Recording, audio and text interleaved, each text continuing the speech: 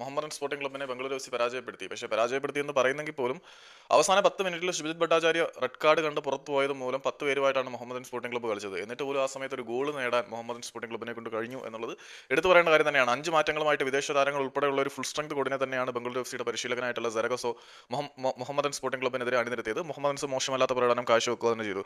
മത്സരത്തിന്റെ തുടക്കത്തിൽ തന്നെ ഏർലി ലീഡ് എടുക്കുവാൻ ബംഗളൂരു എഫ് സിയെ കൊണ്ട് പറ്റി. 7ാമത്തെ മിനിറ്റിൽ ഒരു കോർണർ കിക്കിൽ നിന്നും ചിങ്ലങ് സനയുടെ ശരീരത്ത് തട്ടി ഡിഫ്ലക്റ്റഡ് ആയിട്ടുള്ള പന്ത് വന്ന് വീണത് നമ്മുടെ ജോവാനോവിക്കിലായിരുന്നു. അലസാൻഡ്രോ ജൊനായ്ക്ക് അത് വളരെ കാം ആൻഡ് കൂളായിട്ട് ഫിനിഷ് ചെയ്തു. പക്ഷേ 22ാമത്തെ മിനിറ്റിൽ മറ്റൊരു ഗോൾ കൂടി ബംഗളൂരു എഫ് സി നേടി ലീഡ് ഇരട്ടിയാക്കുന്ന കാഴ്ചയാണ് നമ്മൾ കണ്ടത്. ആദ്യ പകുതി അവസാനിക്കുമ്പോൾ 2 ഗോളുകൾ ബംഗളൂരു എഫ് സിയുടെ പേരുണ്ടായിരുന്നു. ആ രണ്ടാമത്തെ ഗോൾ നമ്മുടെ ദീപു ഹാൽഡറിന്റെ ഓൺ ഗോൾ ആയിട്ടാണ് കണക്കാക്കപ്പെടുന്നത്. ദീപു ഹാൽഡർ നമ്മുടെ മുഹമ്മദൻ സ്പോർട്ടിംഗ് ക്ലബ്ബിന്റെ ഗോൾ കീപ്പറാണ്. ഇതൊരു ഓൺ ഗോളായിട്ട് കണക്കിലാക്കപ്പെടുന്നുണ്ടെങ്കിൽ പോലും അതിന്റെ മുഴുവൻ ക്രെഡിറ്റ് നൽകേണ്ടത് പഴയ കേരള ബ്ലാസ്റ്റേഴ്സ് എഫ് സി താരം കൂടിയായിട്ടുള്ള ജോജ പെരേര ഡയസിനാണ്. ജോജ പെരേര ഡയസിന്റെ മനോഹരമായ മുന്നേറ്റത്തിനൊടുവിലാണ് ആ ഒരു ഗോൾ പറഞ്ഞത്. 1-on-1 സിറ്റുവേഷനിൽ ഡയസിന്റെ കാലിൽ നിന്ന് ദീപു ഹാൾഡർ പന്ത് പിടിച്ചെടുക്കുന്ന അവസ്ഥയിലേക്ക് എത്തിയപ്പോഴാണ് അത് ഓൺ ഗോളായി കലാശിച്ചത്. അപ്പം സമ്മോറി ഓൺ ഗോൾ ആണെങ്കിൽ പോലും ആ ഗോളിന്റെ ക്രെഡിറ്റ് പൂർണ്ണമായിട്ടും പോകേണ്ടത് നമ്മുടെ ആർക്കാണ്? ജോജ പെരേര ഡയസിനാണ്.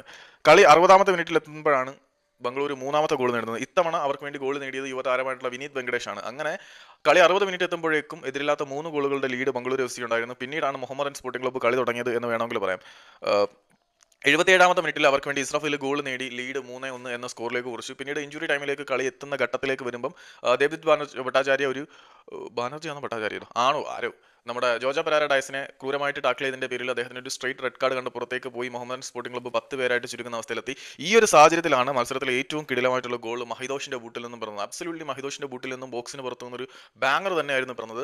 ആ ഒരു ഗോളോട് കൂടി അവർ ലീഡ് 3-2 എന്നുള്ള അവസ്ഥയിലേക്ക് എത്തിച്ചു. പിന്നീട് മുഹമ്മദൻ സ്പോർട്ടിംഗ് ക്ലബ്ബ് ബംഗളൂരുവിന്റെ ഗോൾ പോസ്റ്റിലേക്ക് തിരമ്പിയെങ്കിൽ പോലും സമനില ഗോൾ കണ്ടെത്താൻ കഴിഞ്ഞില്ല.